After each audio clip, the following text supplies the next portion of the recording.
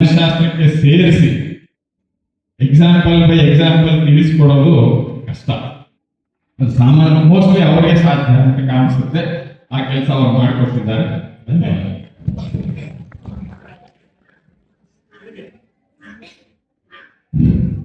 ನಾರಾಯಣ, ನಾಳೆ ಸಕಾಲಕ್ಕೆ ಪಾರಣೆ ಆಗಬೇಕು, ಇಷ್ಟು ಭಕ್ಷ್ಯಗಳಾಗಬೇಕು. ದ್ವಾದಶಿ ನಿಯಮದ ಪ್ರಕಾರ ಕೆಲವು ಅಡಿಗೆಗಳಾಗಲೇಬೇಕು ಅಂದರೆ ಅಡಿಗೆ ಬಾರದವರನ್ನ ಕರೆದು ಮಾಡು ಪ್ರಯೋಗ ಮಾಡು ಅಂತ ಕೊಡ್ಲಿಕ್ಕೆ ಆಗೋದಿಲ್ಲ. ಸಮಯವೂ ಉಳಿಬೇಕು, ಶುದ್ಧಿಯೂ ಉಳಿಬೇಕು, ರುಚಿಯೂ ಆಗಬೇಕು, ಅದು ಸಾತ್ವಿಕವಾಗಿ ವಿನಿಯೋಗ ಆಗಬೇಕು ಅಂತಂದ್ರೆ ಸ್ವಲ್ಪ ಮಾಡಿ ಅಭ್ಯಾಸ ಇರೋರನ್ನ, ಆ ಕ್ಷೇತ್ರದಲ್ಲಿ ದುಡಿಯೋರನ್ನ, ಪಳಗಿದವರನ್ನ ನಾವು ಹುಡುಕಿ ಕರಿತೀವಿ. ಅದರಂತೆ ಉದ್ಧವ ಗೀತೆಯನ್ನ ಸೈಕಾಲಜಿಯಲ್ಲಿ ಹಿನ್ನೆಲೆಯಲ್ಲಿ ಮಾತಾಡಬೇಕು ಅಂತ ಕರೆಯುವಾಗ ಯಾರ್ಯಾರನ್ನೋ ಕರೆಯುವ ಧೈರ್ಯ ನನ್ನಂತೂ ಬರಲ್ಲ. ಅದಕ್ಕೆ ಫಿಟ್ ಇರೋರನ್ನೇ ಕರೀಬೇಕು ನಾವು. ಅವರು ಈ ವೇಷದಲ್ಲಿ ನಮ್ಮ ಮಠಕ್ಕೆ ಬಂದಾಗ ಈ ವೇಷದಲ್ಲಿ ಇರ್ತಾರೆ. ಆ ರಬ್ಬರ್ ಬ್ಯಾಂಡ್ ಬಿದ್ದು ಹಿಂಗೆ ಅಂದ್ಬಿಟ್ರೆ ಇಡೀ ಕೂದಲು ಹೀಗೆ ಬರುತ್ತೆ. ನೀವು ಯಾವ ಮಾಡರ್ನ್ ಫ್ಯಾಷನ್ ಅವರು ಇರೋದಿಲ್ಲ, ಹಾಗೆ ಕಾಣಿಸ್ಕೊಳ್ಬೇಕು ಅವರು. ಇಲ್ಲಾಂದ್ರೆ ಅವ್ರ ಮುಂದೆ ಪೇಷನ್ಸ್ ಕೊಡೋದು ಕಷ್ಟ ಆಗುತ್ತೆ. ಇದೇ ಎಲ್ಲ ಬರೀ ನಾಮಮುದ್ರೆಯವರೇನು ಹೋಗಿ ಅವರ ನಡೆಸೋಕ್ಕಾಗಲ್ಲ. ಬೇರೆ ಕೈಗಾಗಿದ್ರೆ ತೋರ್ಸಪ್ಪ ಬಿಚ್ಚಿ ನಿನ್ನ ರೂಪ ಹೆಂಗಿರುತ್ತೆ ಅಂತ ಹೇಳ್ತಿದ್ದೆ. ಈ ವೇದಿಕೆಯಲ್ಲಿ ನಾನು ಅದನ್ನು ಹೇಳೋದಿಲ್ಲ, ದಯವಾಗಿರಬಹುದು. ನಾನು ಅದನ್ನೇ ಯಾಕೆ ಉದಾಹರಣೆ ಕೊಡ್ತೀನಿ ಅಂತಂದ್ರೆ, ಅದು ಸೈಕಾಲಜಿ ಡ್ರೆಸ್, ಇದು ವೇದಾಂತದ ಡ್ರೆಸ್. ಎರಡನ್ನೂ ಈಗಿನ ಕಾಲದ ಹುಡುಗರು ಉಳಿಸ್ಕೊಳ್ತಾರೆ. ತಪಸ್ಸುಗಳೆಲ್ಲ ಬಿಟ್ಟು ಹೋಗಿಲ್ಲ ಈ ಭೂಮಂಡಲವನ್ನ.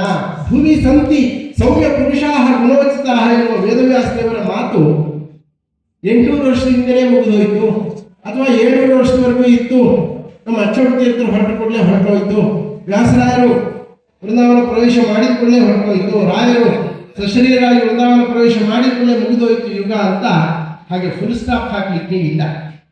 ಕಾಮ ಕಾಮ ಕಾಮ ಮುಂದಕ್ಕೆ ಹೋಗ್ತಾನೇ ಇರಬೇಕು. ಇದು ಫುಲ್ ಸ್ಟಾಪ್ ಇಲ್ಲ. ಇದಕ್ಕೆ ಕ್ಷೀಣಿಸ್ತಾ ಬಂದಾಗ ಮತ್ತೆ ಸ್ವಾಮಿ ಧರ್ಮವನ್ನ ಪ್ರಜ್ವಲಿಸ್ತಾರೆ ಹೊರತು ಧರ್ಮಕ್ಕೆ ಗ್ಲಾನಿಯೇ ಹೊರತು ನಾಶ ಇಲ್ಲ.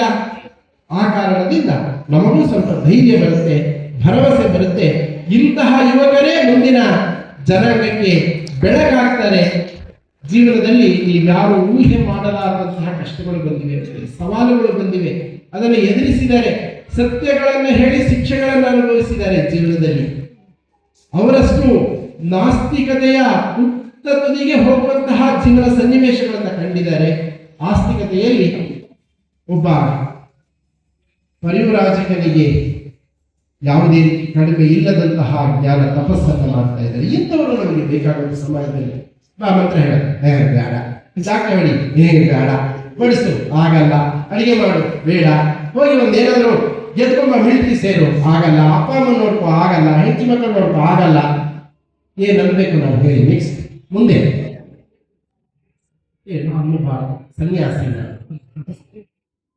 ಹೀಗೆ ನಿರುಪಯುಕ್ತ ವಸ್ತುಗಳಾಗ್ತಾ ಇರ್ತಕ್ಕಂತಹ ನಮ್ಮ ಯೋಗ ಯೋಗ್ಯರ ಮತ್ತೆ ಇಂಥವರು ಆಶಾ ಕಿರಣ ಆಗ್ತಾರೆ.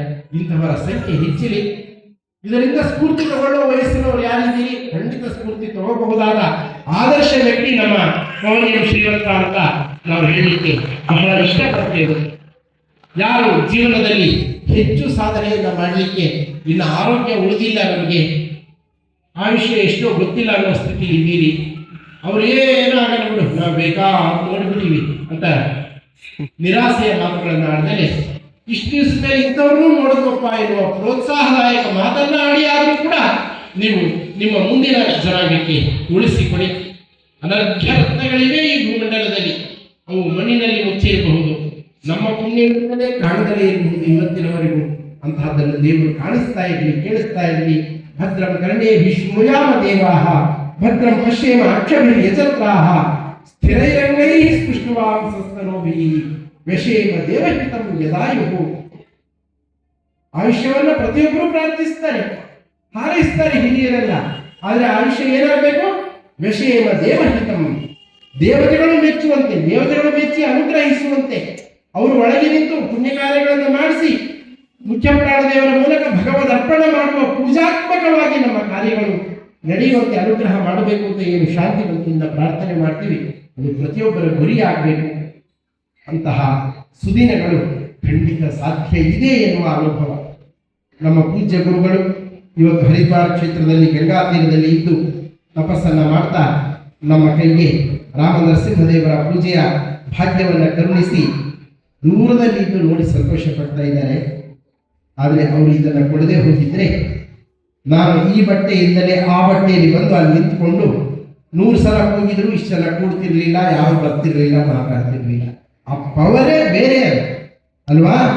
ದಿವ್ಯ ಸನ್ನಿಧಾನ, ಪರಂಪರೆಯ ಎಲ್ಲ ಗುರುಗಳ ಸನ್ನಿಧಾನವನ್ನ ನಮ್ಮಲ್ಲಿ ತುಂಬಿ ತಲೆ ಮೇಲೆ ಕೈ ಇಟ್ಟು ಪ್ರಣವೋಪದೇಶವನ್ನ ಮಾಡಿ ಪಟ್ಟಾಭಿಷೇಕವನ್ನ ಮಾಡಿ ಕೂಡಿಸಿದಾಗ ನೀವು ಯಾರು ಹೊಸಬರಿದ್ದೀರಿ? ನನಗೆ ಇವತ್ತು ಎಷ್ಟು ಜನ ಕೂತಿದ್ದೀರಲ್ವಾ, ಎಷ್ಟೊತ್ತು ಕೂತಿದ್ದೀರಲ್ವಾ? ಅದು ಪವರ್ ಅನ್ನೋದು, ಜ್ಞಾನದ ಪವರ್, ಪರಂಪರೆಯ ಪವರ್. ಇದೇ ಮಾತುಗಳನ್ನು ಮುಂಚೆ ನಾನು ಆಡಿದಾಗ ಎಷ್ಟು ಜನ ನನ್ನ ಏನೇನು ಆಡ್ಕೊಂಡಿದ್ದೀನಿ ಅಂತ ನೆನಪಿಟ್ಕೊಳ್ಳಿಲ್ಲ. ನಾನು ಸನ್ಯಾಸ ತಗೊಳ್ಳುವಾಗ ಎಲ್ಲ ಬಿಡಬೇಕಾಗುತ್ತೆ. ಆದ್ರೆ ಇವತ್ತು ಒಂದೊಂದು ಮಾತನ್ನ ಗುರುಗಳು ಹೇಳಿದ್ರು, ಗುರುಗಳ ಅನುಗ್ರಹ ಮಾಡಿದ್ರು ಅಂತ ಇರುವಾಗ ನನಗೆ ಅರ್ಥ ಆಗುತ್ತೆ. ಎಲ್ಲ ಪುಣ್ಯಗಳಿಂದ ಈ ಭಾಗ್ಯ ಉಂಟೇನೋ, ನಿನ್ನದೇ ಸಕಲ ಸಂಪತ್ತು. ನಾನು ಯಾರೋ ಆತನಿಗೆ ಏನೂ ಅಲ್ಲ. ಆದರೆ ಅಂತಹ ಸದ್ಭಾವನೆ ಆತ ಇಟ್ಕೊಂಡಿದ್ರೆ ಅದು ಫಲ ಕೊಡ್ತಿದ್ರೆ ನಂದು ಅಂತ ಹಲ್ಲು ಕಿರಿಯುವಂತಹ ಅವಸ್ಥೆಯನ್ನು ಮಾತ್ರ ಪರಮಾತ್ಮ ಕೊಡೋದು ಬೇಡ. ಹರಿವು ಕೊಟ್ಟ ಭಾಗ್ಯವ ಹರಿಗೆ ಅರ್ಪಿಸಿ ಎಲ್ಲೆಲ್ಲಿ ವಿಭೂತಿ ಕಾಣುತ್ತೋ ಭಗವದ್ ವಿಭೂತಿ ಅದೆಲ್ಲ ಆತನ ಸತ್ವ ಅಂತ ಕೈ ಮುಗಿಯುವ ಜ್ಞಾನವನ್ನ ನಮ್ಮ ಗುರುಗಳು ನಮಗೆ ಉಳಿಸಿದ್ದಾರೆ, ಬೆಳೆಸಿದ್ದಾರೆ. ಆದ್ದರಿಂದಲೇ ಬಾಳಗಾರಲಿ ನಾನು ಇರುವುದು ಎಷ್ಟು ಮುಖ್ಯವೋ ಸಂಚಾರ ಮಾಡೋದು ಅಷ್ಟೇ ಮುಖ್ಯ. ಸಂಚಾರ ಮಾಡೋದು ಎಷ್ಟು ಮುಖ್ಯವೋ ಬಾಳಗಾರಲಿ ಇರುವುದು ಅಷ್ಟೇ ಮುಖ್ಯ. ಆದ್ದರಿಂದ ನಾವು ಹೇಳೋದಿಷ್ಟೇ, ಬಾಳಗಾರಿಗೆ ನೀವೆಲ್ಲರೂ ಮತ್ತೆ ಮತ್ತೆ ಬನ್ನಿ. ನಮ್ಮ ಮಠಕ್ಕೆ ನಿಮ್ಮಿಂದ ಕೇಳುವ ಸೇವೆ ಅಂದರೆ ನಮ್ಮ ಜೊತೆಗೆ ಇರೋದಷ್ಟೇ, ಇನ್ನೇನಿಲ್ಲ. ಪರ್ಮನೆಂಟ್ ಏನಲ್ಲ, ಯಾವಾಗಲೂ ಬನ್ನಿ. ವರ್ಷದಲ್ಲಿ 2 ದಿವಸ 3 ದಿವಸ ಆ ಕ್ಷೇತ್ರದಲ್ಲಿ ಇದ್ದು ಪಾರಾಯಣ ಮಾಡ್ತಾ ಜಪ ಮಾಡ್ತಾ ಅವತ್ತು ನರಸಿಂಹದೇವರು ನಮಗೆ ಏನು ಒದಗಿಸಿರ್ತಾರೆ ಆ ಯುದ್ಧವನ್ನು ಸ್ವೀಕಾರ ಮಾಡಿ ಪ್ರಸಾದವನ್ನು ನಿಮ್ಮೂರಿಗೆ ನೀವು ಹೋಗಿ ನಮ್ಮ ಮಠದಲ್ಲಿ ನಾವು ಇರ್ತೀವಿ. ನೀವು ಕರೆದಾಗ ನಾವು ಬರ್ತೀವಿ. 2 ದಿವಸನೋ 3 ದಿವಸನೋ ಅಷ್ಟೇ, ಜಾಸ್ತಿ ನಮ್ಮನ್ನು ಉಳಿಸ್ಕೋಬೇಡಿ, ಮುಂದಿನವರಿಗೆ ನಮ್ಮನ್ನು ಕಳಿಸ್ಕೊಡಿ. ಹೀಗೆ ಇರೋಣ, ದೇವರಿಗೆ ಇರೋರು ಒಳ್ಳೆಯದಾಗ್ತದೆ.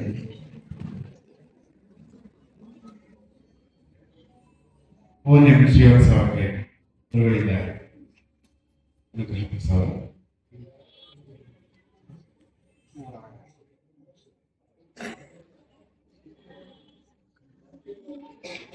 ಕಣಿಯಾಟ ಒಂದು